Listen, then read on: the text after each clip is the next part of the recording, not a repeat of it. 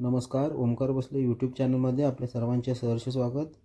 आज आपण पाहणार आहोत नवरात्रीचे व्रत करताना 9 दिवस कोणते नियम पाळावे लागतात व ते प्रतिपदेपासून ते नवमीपर्यंत. चला तर पाहूया.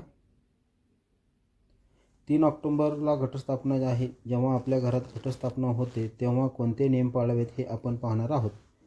नवरात्रीच्या दिवशी कलश स्थापन केल्याने तुमच्या सर्व मनोकामना पूर्ण होतात. याद्वारे देवी दुर्गांची कृपा तुमच्यावर राहते आणि तुम्हाला शुभ फळ मिळतात.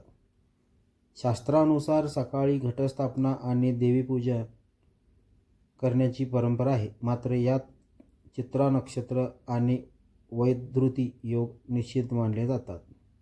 पहिला नियम आहे, नवरात्रीच्या 9 दिवसांमध्ये ज्यांनी व्रत केलं आहे त्यांनी चप्पल घालू नये किंवा चामड्यांचे कोणतेही वस्तू परिधान करू नये. नवरात्रीच्या 9 दिवसांमध्ये चामड्यांच्या वस्तू वर्ज्य मानल्या जातात.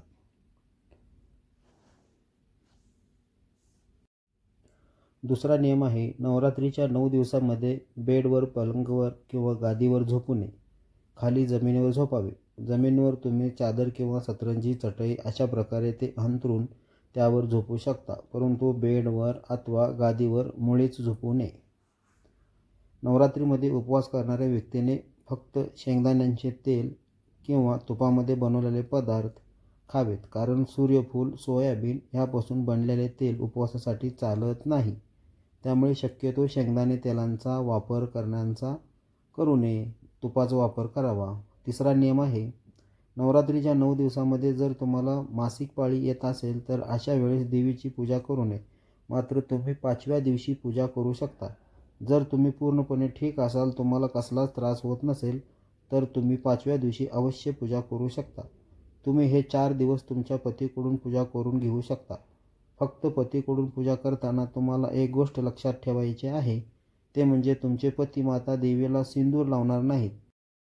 कारण पुरुष व्यक्ती माता देवीला सिंदूर लावत नाहीत, तो महिलांनीच लावायचा असतो. बाकी दीपक वगैरे तो लावू शकतात, घटाला पाणी घालू शकतात, ही सर्व कामे पती करू शकतात.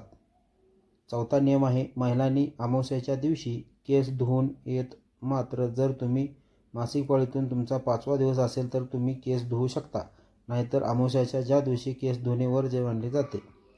5वा नियम आहे, नवरात्रीच्या 9 दिवसांमध्ये चुकूनही घरामध्ये तळलेले पंचपक्वान्न, गोडांचे पदार्थ, खीर, पुरी, हलवा असे पदार्थ ह्या 9 दिवसांमध्ये बनवू नयेत. असे पदार्थ बनवल्याने मातेला आशा लागते असं म्हटलं जातं. त्यामुळे घरामध्ये शुद्ध, सात्विक, साधा आहार बनवावा. जास्त चमचमीत पदार्थ किंवा माता राणीच्या आवडीचे पदार्थ, खीर, पुरी असे पदार्थ नवरात्रीमध्ये बनवू नयेत. ते पदार्थ तुम्ही नवमीच्या दिवशी बनवू शकता किंवा दशमीच्या दिवशीही बनवू शकता. खरं तर दशमीच्या दिवशी आपल्या सर्वांकडे पुरणपोळीचा नैवेद्य बनवला जातो. 6वा नियम आहे, बऱ्याच जणांना हा प्रश्न असतो की एकच रूम आहे आणि त्याच्यामध्येच बेड पण आहे आणि घट पण बसवला आहे, मग झोपण्यासाठी पुरेशी जागा नसते. परंतु अशा वेळी बेडवर किंवा पलंगावर व्रत करणाऱ्या व्यक्तीने झोपू नये. तुम्ही लहान मुलांना किंवा मुलींना त्या बेडवर झोपू शकता, परंतु जर तुम्ही व्रत पकडले असेल तर तुम्ही जमिनीवरच झोपायचं आहे. मातेपेक्षा उंच स्थान घेऊ नये, त्यामुळे जमिनीवर बसावे, जमिनीवरच झोपावे. झोपताना मात्र तुम्हाला बऱ्याच गोष्टींची काळजी घ्यायची आहे की आपले पाय देवाकडे, घटाकडे होणार नाहीत, आपले डोके तिकडे होणार नाही. अशा तऱ्हेने तुम्हाला झोपायचे आहे. किंवा घरातील कोणत्या सदस्यांचे पाय घटाकडे होणार नाहीत याची काळजी घ्यायची आहे. त्यामुळे देवी दोष लागण्याची शक्यता असते. घटाकडे पाय करून झोपणे खूप अयोग्य मानलं जातं. 7वा नियम आहे, काही महिलांना अखंड 9 दिवस उपवास करणे शक्य होत नाही. अशा वेळी त्या महिला फक्त 2 दिवस उपवास करत असतात. मग त्यांनी कन्यापूजन करावे का, हा प्रश्न बऱ्याच महिलांना पडतो. तर तुम्ही अवश्य कन्यापूजन करू शकता.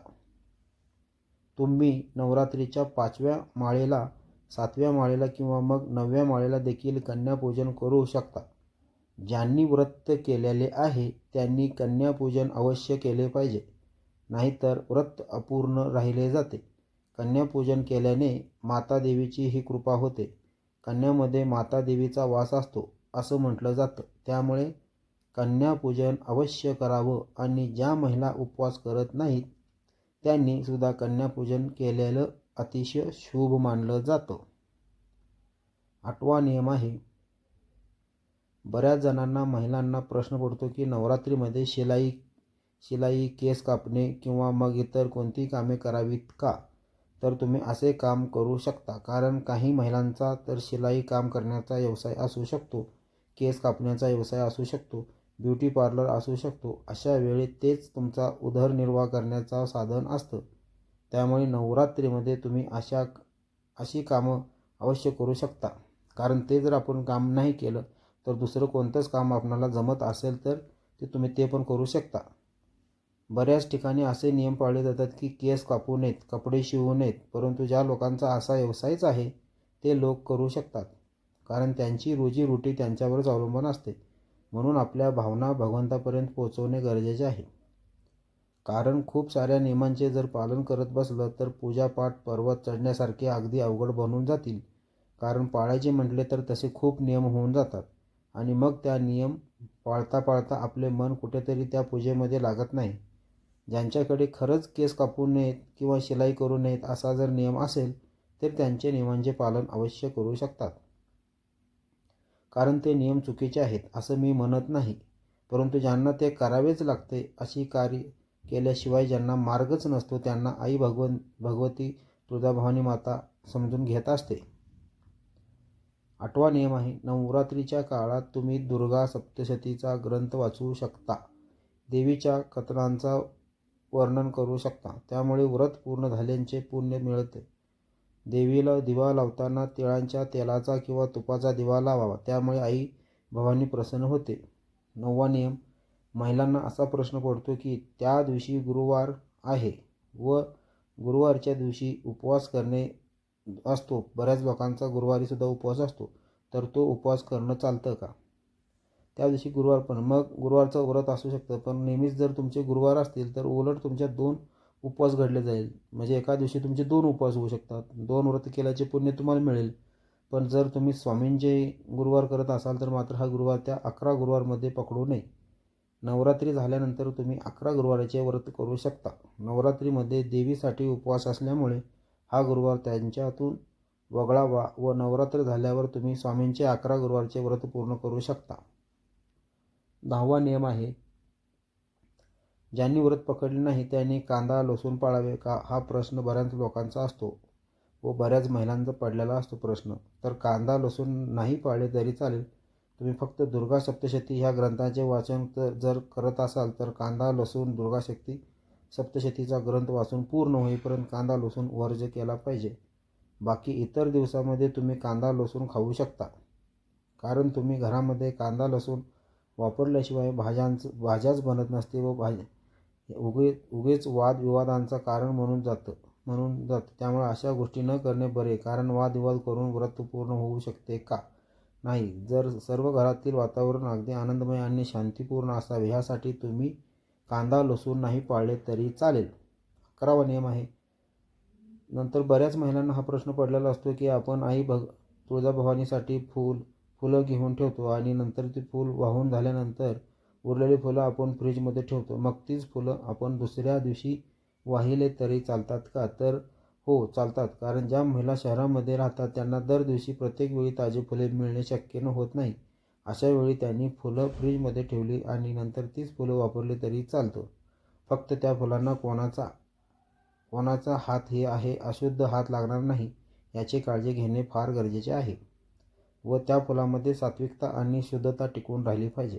12वा नियम आहे, महत्त्वाचे काम म्हणजे नवरात्री सुरू होण्याच्या अगोदर जर तुमचा उपवास असेल तर तुम्ही भांडी घासण्याची किंवा भांडी घासणे देखील बदलावे. कारण त्या घासणीमध्ये देखील काही अन्नपदार्थांचे कण अडकलेले असतात. त्यामुळे ज्यांनी व्रत पकडले आहेत त्यांनी घासणी जी असते ती जरूर बदलावी. तसेच त्यांनी व्रत पकडले आहे त्यांनी ब्रशसुद्धा जरूर बदलावा किंवा मग ह्या 9 दिवसामध्ये तुम्ही बोटाने देखील दात घासू शकता. तसेच शुद्ध आयुर्वेदिक पेस्ट बाजारात भरपूर उपलब्ध असतात त्याचासुद्धा तुम्ही वापर केला तर चालेल. आपण नवरात्रीचे व्रत पकडत असतो त्यावेळी शुद्धता आणि पवित्रता जपणं फार गरजेचं असतं. ह्या खूप साऱ्या छोट्या छोट्या ज्या गोष्टी आहेत त्या नियमांचं पालन करणं आपणाला भरपूर गरजेचं असतं. कारण आपण 9 दिवसांचा देवीचा व्रत पकडलेलं असतं. 13वा नियम आहे, नवरात्रीच्या उपवासामध्ये अन्नपूर्णा मातेची मूर्ती तांदळामध्ये न ठेवता ती साबुदाणा किंवा भगर यामध्ये ठेवावी. 14वा नियम आहे, नवरात्रीमध्ये ज्या महिलांनी व्रत पकडले आहे त्यांनी 9 दिवसामध्ये स्वतःसाठी पिण्याचे पाणी देखील वेगळे ठेवावे. इतर आणि त्यांच्यातील पाणी घेऊ नये. हा नियम पाळणे देखील खूप गरजेचं आहे. कारण ज्यांनी व्रत पकडले नाही ते कोणतीही भांडी घेऊन कसेही त्या पाण्यामध्ये बुडवली जातात. त्यामुळे ते पाणी व्रतामध्ये पिण्यायोग्य राहत नाही. आणि आजची माहिती तुम्हाला कशी वाटली? माहिती आवडल्यास चॅनलला लाईक करा, सबस्क्राईब करा, कमेंट करा, बेल आयकॉनचं बटन दाबा. असेच नवनवीन व्हिडिओ आपणास मिळत जातील. धन्यवाद.